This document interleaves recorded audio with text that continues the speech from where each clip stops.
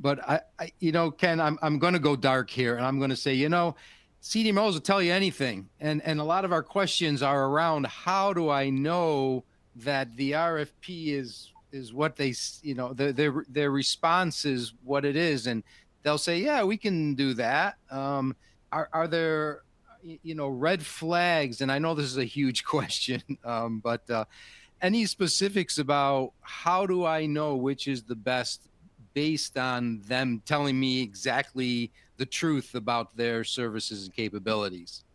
So one of those things that I've always done as part of RFPs is ask for references.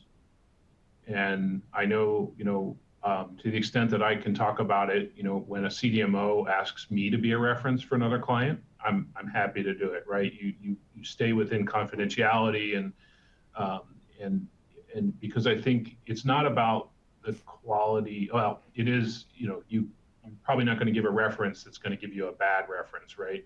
But what they are going to tell you is what are the weak points and what are the strong points, and how do I staff? Like if there's no real regulatory support at a CDMO, I know that I need really strong internal or probably a consultant to help on the regulatory pathway and make sure that we cover our bases for all the modules, and do we're not reworking things behind after the timelines have expired, and other times it may be that you really need to play on timelines, right? The timelines are slipping, so then you've got to build a project management with a lot of rigor on timelines and the dependencies, and stay active with it, and have hold each other accountable for those timelines. And back to the contracting, right? So it's a life cycle.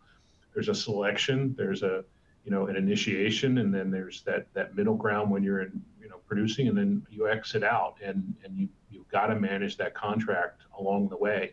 Particularly if you're a small company, you've got to put those clauses and those discussion points early on and get the CDMO to agree to that in the RFP. Yes, I will agree to this particular clause around tech transfer. I may want to be able to tech transfer it to another third party, and they may incorporate some IP into the process, and I want to be able to sublicense that. I need to have that contractually bound early on in the process, because I may need that flexibility. Anyone else want to jump in here about the veracity of what the CDMO tells you, and are there ways to be able to figure that out when you're a small company, with options, with 3 or 4 or 5 CDMOs that you're looking on your selection list for? I mean, look at your data. If you've got one person that says they can do all the work in 6 months, and everyone else says it's 18 months worth of work, I would seriously question that 6-month number. It's very similar to looking at pricing. If everyone is at 100 and you've got one guy who says, I'll do it for $5 for you, you have to look at that with the hairy eye. Okay. Or maybe they didn't understand what you're asking.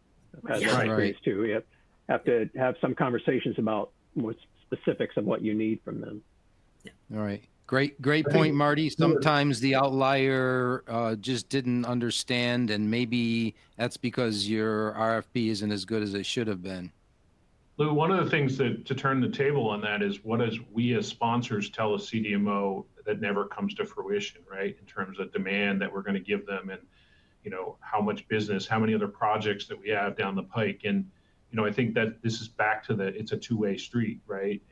And that we have to have establishing that relationship and honesty early on pays dividends throughout the process. And people will change. I may change my role, or I may bring somebody else in. The same thing with the CDMO, and it's that handoff and that overall relationship that has to weather the storm. And then there's times where the storm is just too bad, and you need to part ways for whatever reason. All right. And that is a difficult decision, but the time sometimes it happens. Mm-hmm. And that's great. Yeah, go ahead, Joanne. Go ahead. No, I was just going to say, agree. It's a two-way selection. You're selecting them, but they're also selecting you. And the same way you can unselect them, they can unselect you. So it's really about keeping that in mind, that you're making promises, to Ken's point, that you might bring more projects, they may select you over another client. So, there's that. Being able to be truthful about where you really believe the business is going, again, is really critical to starting that partnership off on the right foot, especially if you want to maintain a long-term partnership.